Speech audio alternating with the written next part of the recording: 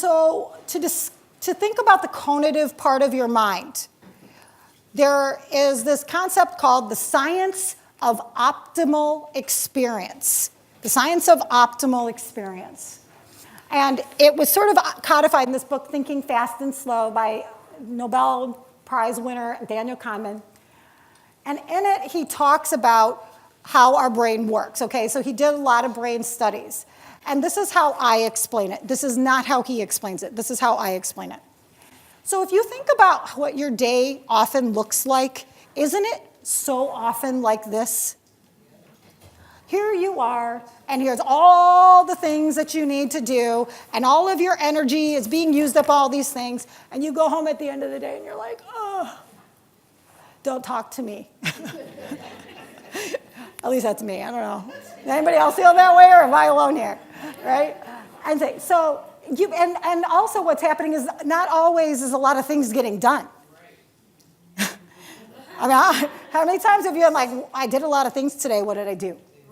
Okay, and this is what the problem is.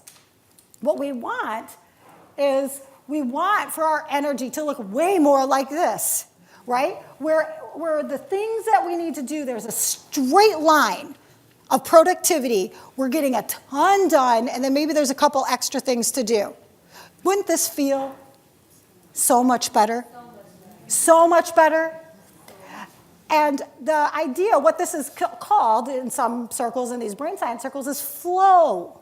Flow. So flow is all about your mental energy.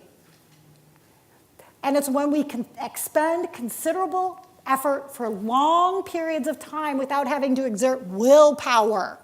So instead of sitting there going, I got to do this thing, I got to do this thing, I got to do this thing, and we're beating up on ourselves about what I got to do, I got to do, I got to do, it's when you sit down and you work, and the next thing you know, hours have passed by, and you're like, where did the time go? And you might be a little tired, but you don't feel like somebody just ripped your brain out of your head, right? That's flow. That's what having the right type of mental energy is like. That is when you are using the cognitive part of your mind.